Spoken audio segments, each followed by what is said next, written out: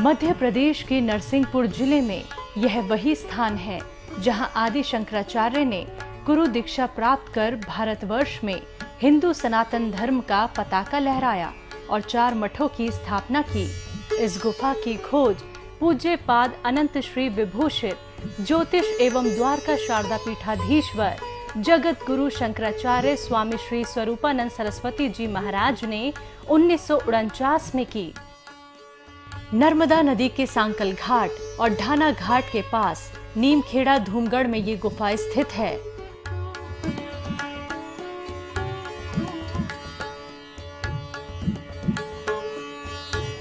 आदि शंकराचार्य के जीवन के संबंध में एक ग्रंथ मिलता है शांकर दिग्विजय, जो विद्यारण्य स्वामी के द्वारा निर्मित है। उसमें ये बताया गया है कि केरल के कीरड़ी ग्राम में शिव गुरु और आर्यांबा से भगवान शंकर के अनुग्रह से एक बालक ने जन्म लिया और वह 5 वर्ष की अवस्था में ही अपने के पश्चात विद्या अध्ययन करने के लिए गुरु के पास चला गया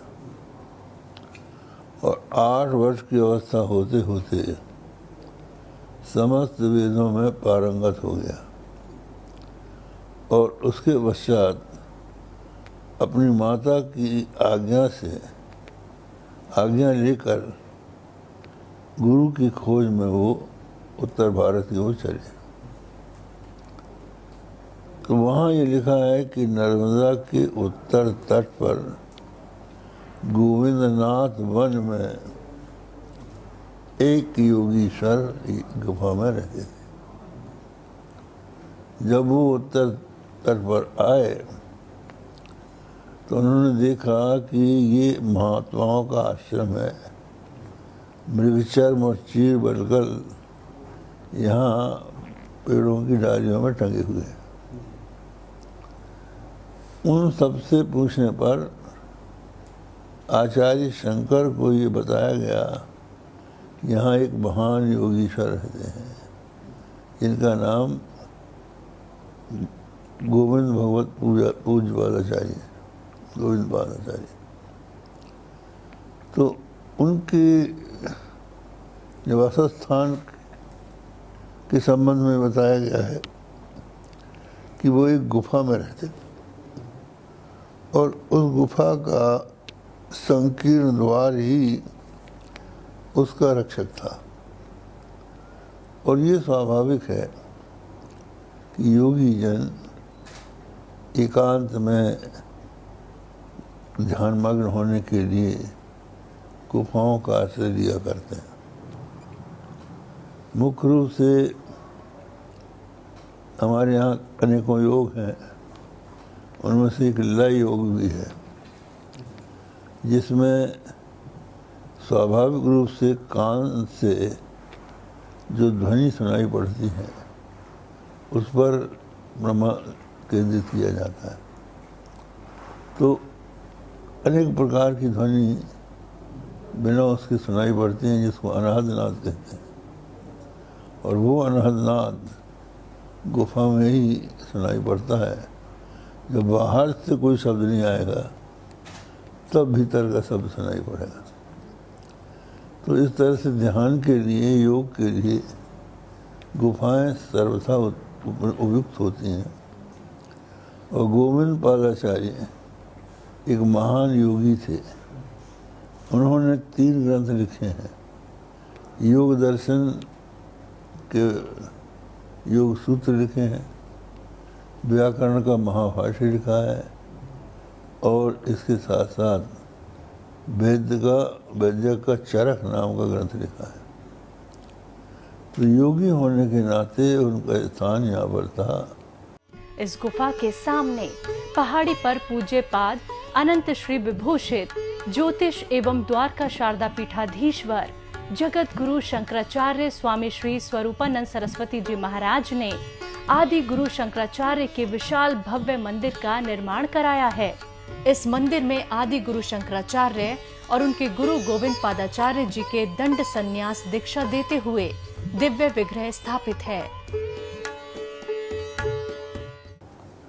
ये हम लोगों की बहुत दिनों से भावना थी कि लोग यहाँ आते हैं, उनको समझने के लिए कुछ आवश्यक होना चाहिए, क्योंकि हमारे शास्त्रों के अनुसार जो महापुरुष होते हैं या भगवान होते हैं, विशेष करके जो सन्यासी होते हैं, उनके 3 स्थान श्रेष्ठ माने जाते हैं। एक तो जहाँ उन्होंने जन्म लिया, दूसरे जहाँ उनकी दीक्षा हुई, तीसरे उनका शरीर जहाँ पूरा हुआ। तो आदि शंकराचार्य का जन्म कालड़ी में हुआ, दीक्षा यहाँ हुई, तो दीक्षा मुख्य है।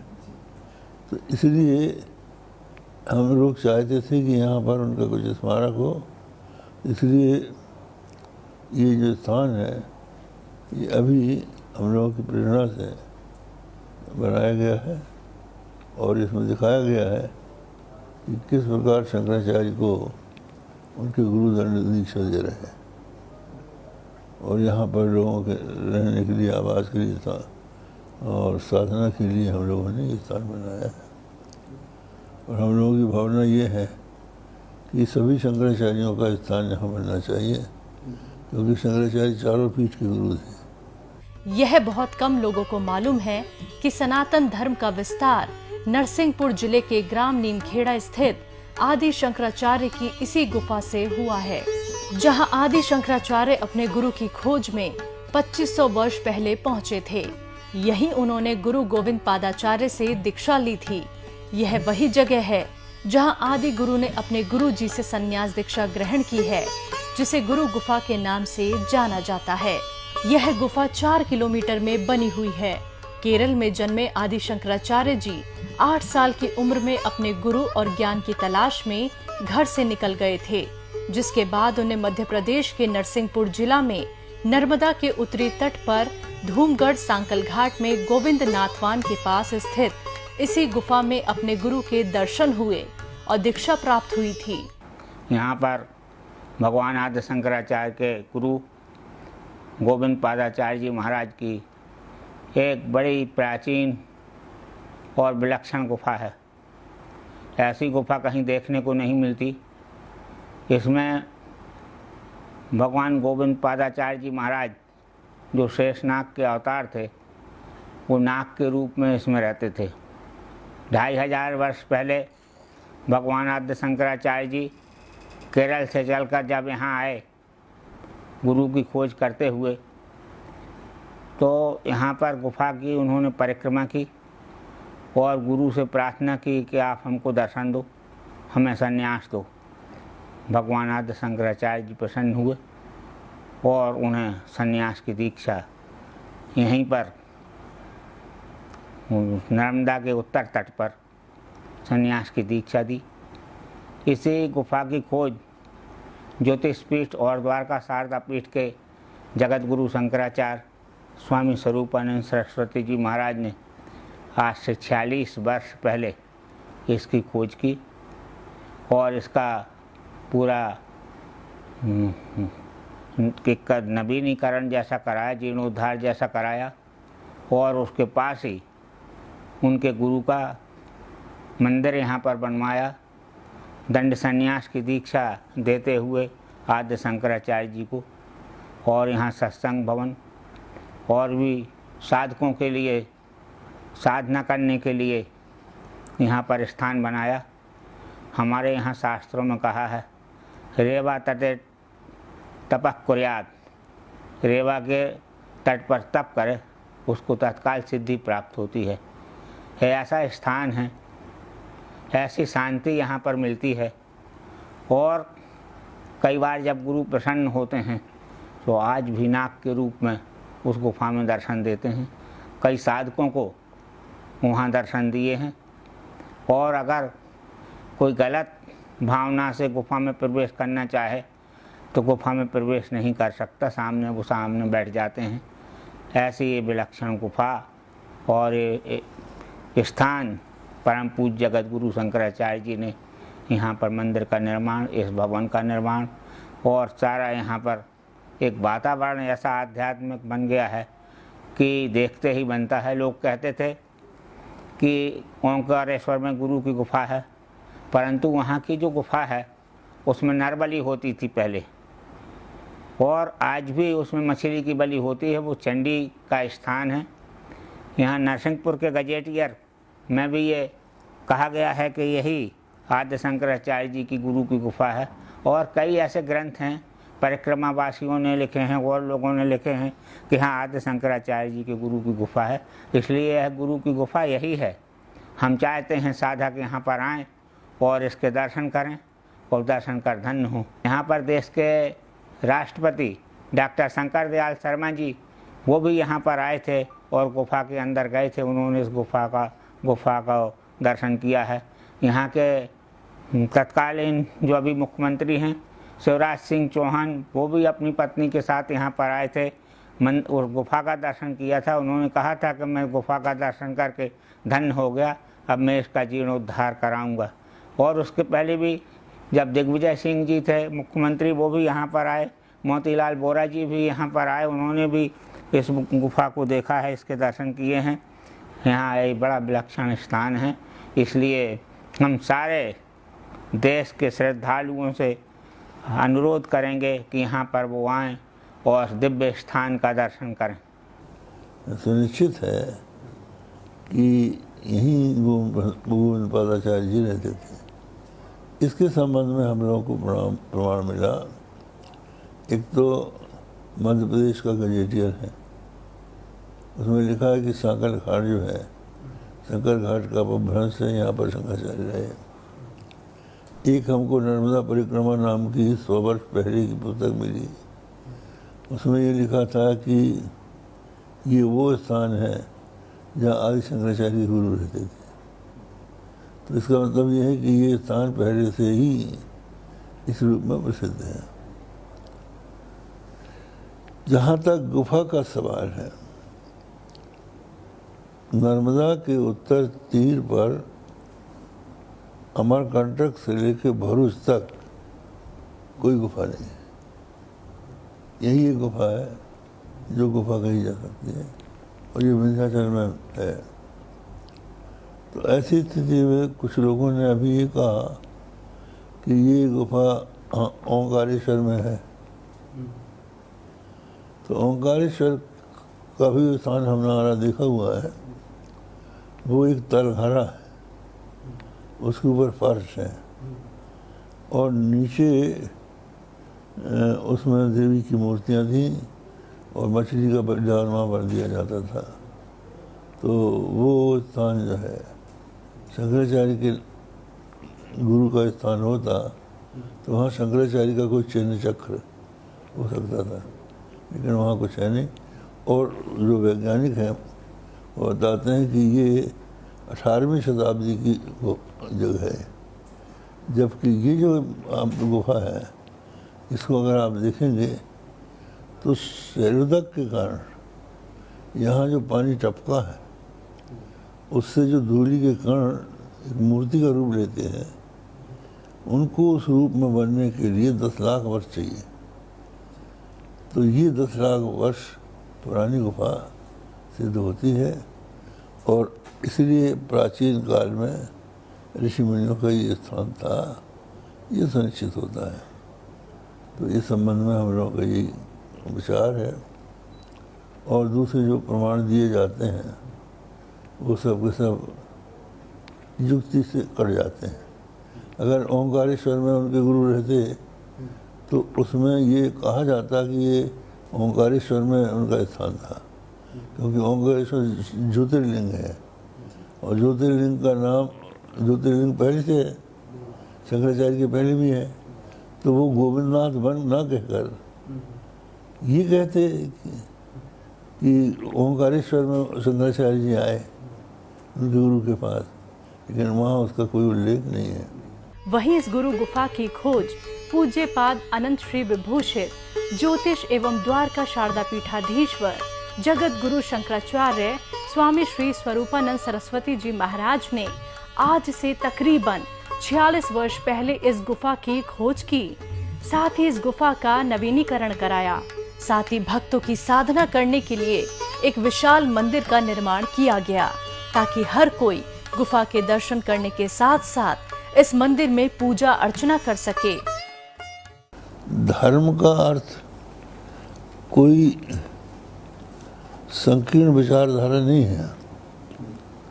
धर्म कहते हैं मनुष्य के नैतिक कर्तव्यों को, उसका पालन करना मनुष्य का कर्तव्य होता है। जैसे आप देखिए, हमारे देश में जो सरकारें बनती हैं, वो सरकारें जनता से राय लेने जाती हैं, जिसको वोट कहते हैं। तो वो जो राय लेने आप गए, उसका आधार होता है आपका मैनिफेस्टो, जिसको कहते हैं निर्वाचन घोषणा पत्र। वो सत्य होना चाहिए कि नहीं होना चाहिए? सत्य अगर नहीं होगा तो आप नेता कैसे बनेंगे और कैसे जनता का कल्याण करेंगे? तो ये सत्य ही तो धर्म है। सत्य बोलना, सत्य आचरण करना, मन वचन कर्म से एक रहना, इसी का नाम धर्म है। तो ये कोई मत मतांतर नहीं है, ये मनुष्य का कर्तव्य है, उसकी नैतिकता है, मनुष्यता है, इसका नाम धर्म है। तो आप उसके नाम पर सत्तारूढ़ हो जाएं और उस पर आचरण न करें, ये उसका दुरुपयोग है। अब जैसे उदाहरण के लिए हम आपको बताना चाहेंगे कि कोई व्यक्ति जाति से ब्राह्मण है, शराब पीता है, मांसाहार करता है, लेकिन ब्राह्मण होने के नाते वोट मांगता है, तो ये उसका गलत है ना। क्योंकि ये आपकी जो जाति है वो आपको अच्छे काम के लिए प्रेरित करने के लिए है, आपके चरित्र को ऊंचा उठाने के लिए है, इसके लिए नहीं है कि आप केवल इससे लाभ उठाएं। इसलिए हम लोग जाति व्यवस्था में और जातिवाद में अंतर मानते हैं।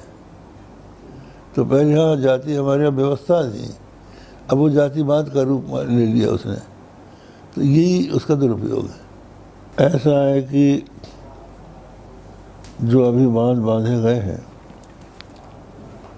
उन्हीं के कारण पुनर्वास में बाधा पड़ रही है। आपने सुना होगा कि सरदार बांध का जो स्तर ऊपर किया गया तो बहुत सारे स्थान डूब गया, तो वहाँ के बहुत से लोग निर्वासित हो गए। अब वो बेचारे घर उनका चला गया, दूसरा घर नहीं मिला, वो तो अपने घुटनों पर पानी में खड़े होकर अभी भी सत्याग्रह कर रहे हैं। अगर आप यहाँ बांध बांधेंगे तो एक तो यहाँ की सबसे श्रेष्ठ भूमि है, एशिया की सबसे उपजाऊ भूमि, वो डूबेगी। दूसरे यहाँ का जंगल डूबेगा, जंगल के डूबने से बहुत से पशु पक्षी उससे प्रभावित होंगे। तीसरे जो खेत डूबेंगे, खेत में रहने वाले जनता के लोग जो हैं उनको जब कष्ट होगा तो वो कहाँ जाएंगे? इतनी अच्छी उपजाऊ ज़मीन, मकान तो आप कहीं भी दे देंगे, लेकिन अनाज पैदा करने की ज़मीन कहाँ से देंगे? ये प्रदेश में और कहीं नहीं है, और उन लोगों को वहाँ से हटाना पड़ेगा जो पहले से वहाँ बैठे हैं, तो ये भी अन्याय हो जाएगा। और तीसरी बात सबसे ये कठिन है कि हमको वैज्ञानिकों ने बताया, भूगर्भ के वैज्ञानिकों ने, कि ये नर्मदा चट्टानों के ऊपर से बहती है, ये साधारण जमीन पर नहीं बह रही है, पत्थर के ऊपर से बह रही है।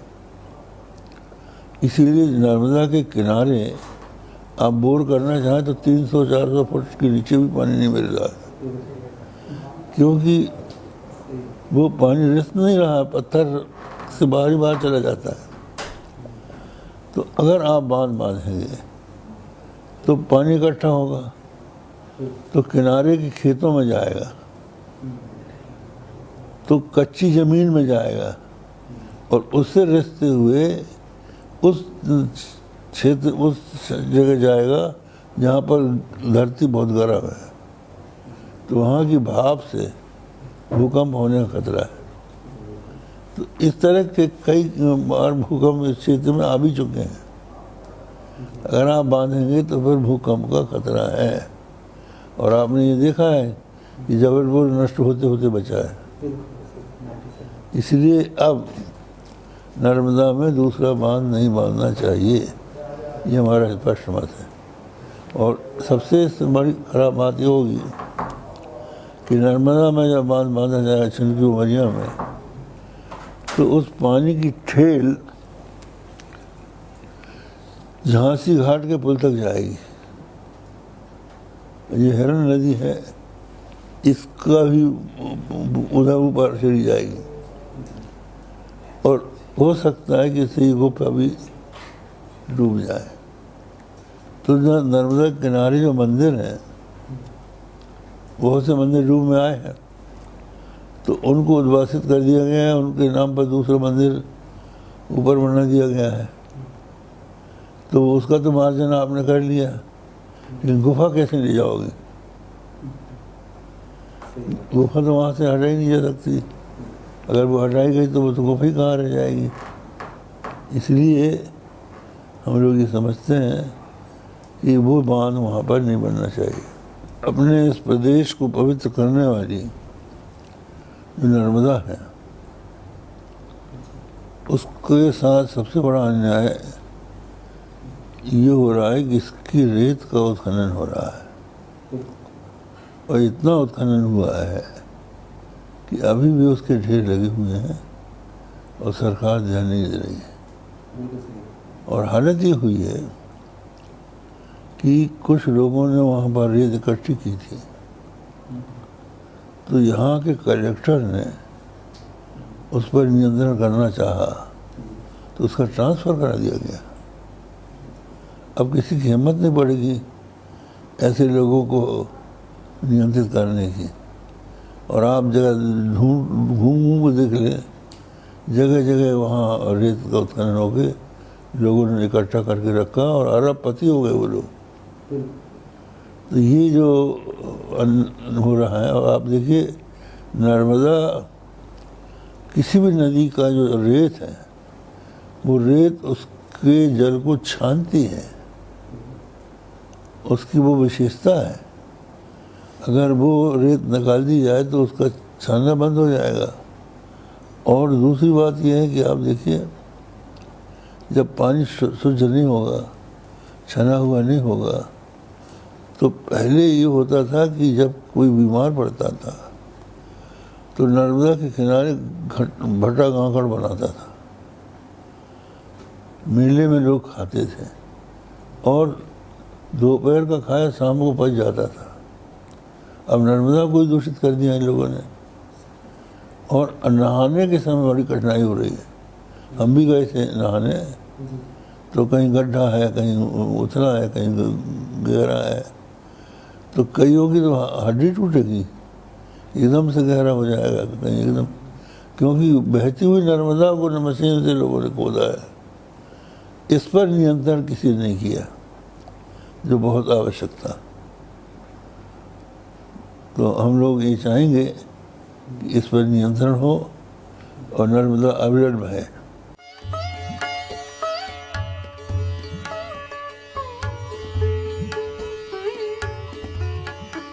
वहीं कहा जाता है कि भारतीय संस्कृति में गुफा का एक बहुत बड़ा स्थान माना गया है और यह गुफा बेहद ही प्राचीन गुफा है, जिसमें आदि शंकराचार्य ने गुरु दीक्षा प्राप्त की है।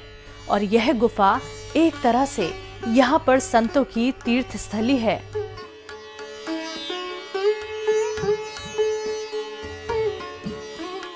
राजराजेश्वरी माता त्रिपुर सुंदरी के नाम से जाना जाता है।